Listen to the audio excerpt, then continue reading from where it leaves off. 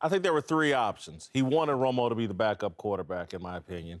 Then he wanted Romo to retire. He did not want Romo playing for another team.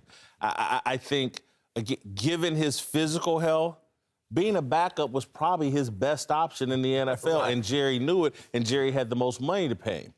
Then, so Jerry, man, don't go someplace and sign up for 16 games. You'll never make it.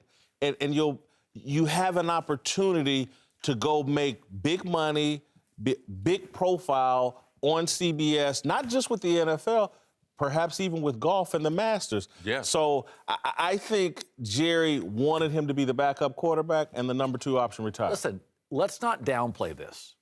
Jerry now has a former Cowboy as Fox lead guy and a former Cowboy. So the AFC and the NFC, Cowboy. Yes. And Jerry has always been flexible. He didn't like Vegas years ago. Then he convinced the owners to move to Vegas.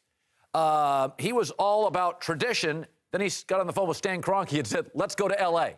Jerry is a salesman, and he also is very much in touch with not just football, but the brand of football. Yes. Jerry has shown a willingness here to change his mind often quickly on big issues. I think Jerry, like you said, I think Jerry wanted him in-house, and then Jason Garrett said, I'm a football coach. Get this guy out of town. It's a headache. Yeah, I don't think staying in Dallas was an option because they were clear to Tony Romo, you cannot compete for the starting job. Right. So when you tell a veteran player that, they're going to be either out of town or retired. Those are the only thing. This is what Jerry is. Jerry's family-owned business is the Cowboys.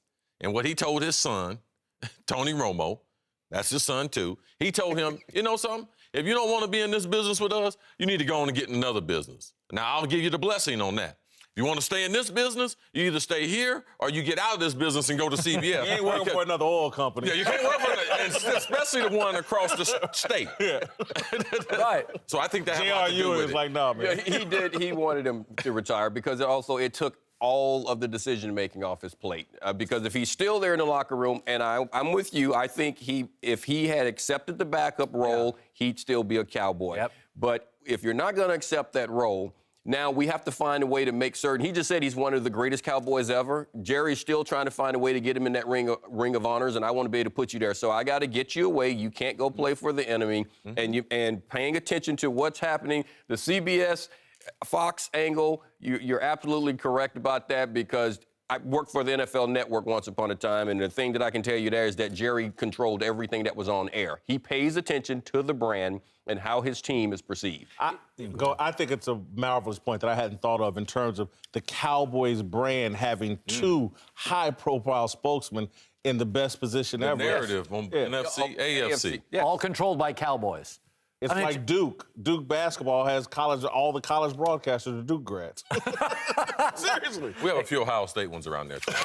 No, but, the other thing to remember about kind of Jerry Jones and Tony Romo is I'm going to play Tony Romo's agent. So right now I'm Tony Romo's agent, and I'm like, dude, let me tell you what's a bad look. You ain't getting this CBS job if for 20 weeks the camera is Tony Romo hat on backwards as a designated backup. Today, that opportunity won't be there. The branding was horrible.